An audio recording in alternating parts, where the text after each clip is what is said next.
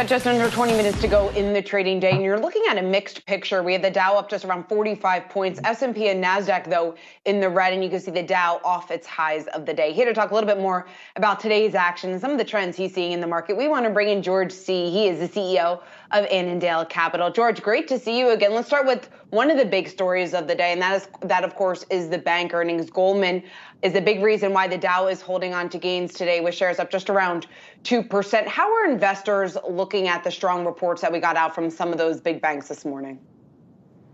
Good afternoon, Shauna. I think investors are blown away by the earnings. They're significant, and the trading desk added a lot to that, and the taking off of the loan allowances off the liability sheet because they're not going to need them. But the reality is, I think the market's tired at this point. If you look at it, we've gone from roughly 2150 on the S&P to 4100 plus in a year, and we basically have gone straight up this year as well. There's been almost no break in the upward movement. I think the market is going to take a break here for a while. I look at Home Depot as a non-bank stock. In the last month, it's gone from 250 to 320.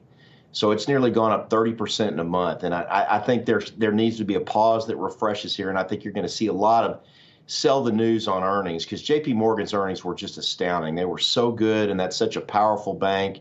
And yet it's down today. And I think that's people wanting to take a few chips off the table and watch for a while.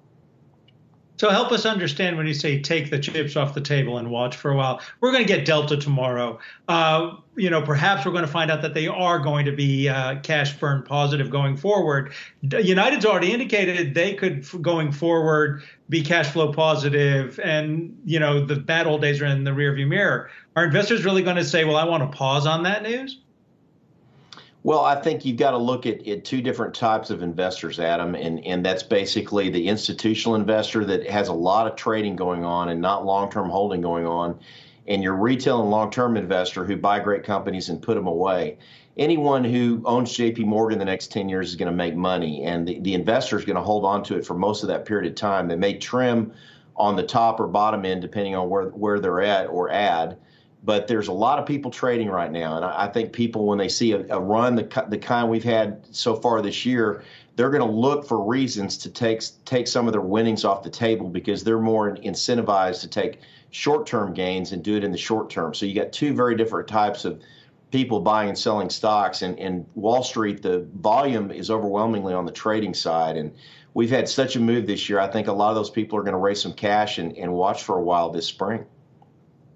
George, what about what's going on in the tech sector? Because the NASDAQ today under a bit of pressure, off just around 1%. But we have seen investors warm up to some of those big tech names over the last couple of trading days. Are you seeing any opportunity there in some of those larger cap names? Well, that's a great question. I've been thinking about that, because you saw a pretty significant sell-off in the big names this first quarter. Apple was down 9%.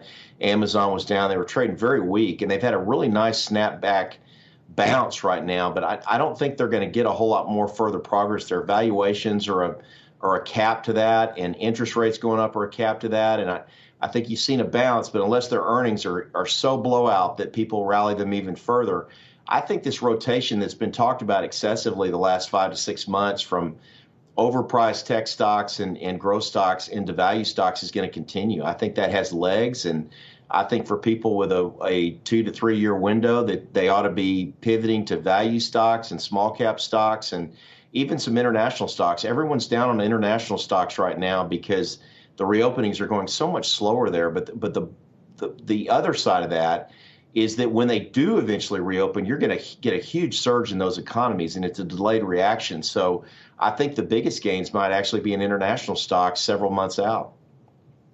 For those of us who might want to stay in the United States, though, you pointed out that the SPAC phenomenon and the Bitcoin phenomenon, essentially too much capital chasing too few good ideas, and will continue. Is that another way of saying when the tide goes out, we're going to see who's swimming naked? There's no question. That's a great question, and I think that there's going to be some of these SPACs. It's not, the old classic Alan Greenspan irrational exuberance quote in 1996, and he was 4 years too early for the top of the market. So these kind of things can go on for a long time, and some of these SPACs have incredibly promising technologies, new businesses, and the growth rates are going to be absurdly strong. So they're going to keep going up even after they do these transactions because the potential is so high. But the reality is that a lot of these companies are going to disappoint the market at some point. They're either never going to generate profits and real economic earnings for shareholders, or their growth's going to slow down. And those kind of situations can get hammered when that happens. So I think the tide will go out at some point. Economic growth will slow. Some of these stories will not work, and investors will get hurt then. So only people with a very, very high risk tolerance and a high level of knowledge of these kind of spaces should be trying to play those stories. Otherwise, it's gambling. Hey, George, when you take a look at the market overall right now, I think a lot of people are trying to figure out what the next big real risk is. What's on your radar for not so much the pause that you were talking about before, but if we could potentially see a pullback in the short term? Yeah, that's a good clarification, because the pause is just a trading and a short-term factor. It's not a long-term substantive factor. And the long-term substantive factors are geopolitical risks, which don't seem likely right now, but you could eventually have a Ukraine or a Taiwan situation that could be highly disruptive, or some kind of oil disruption. But the things I'm watching the most, Shauna, are interest rates and inflation. And nobody's really buying the inflation story yet, but we're getting more and more data points that this could eventually be something very, very real. And growth stocks just can't prosper if interest rates go up dramatically and inflation heats up dramatically. And I think investors would be very well served to look hard, believe it or not, with the pandemic effects, at real estate and commodities and some of these kind of investments that historically have always done well in inflationary environments. And I would look a lot more skeptically at tech stocks trading at 200 times earnings, or that don't even have any earnings yet and are relying on the argument of, well, interest rates are at zero, so the price of this stock could be infinite. I think that argument's going to get a lot tougher if those influences pushing us to higher rates and higher inflation bear fruit and come true. George Seay, always great to speak with you, CEO of Annandale Capital.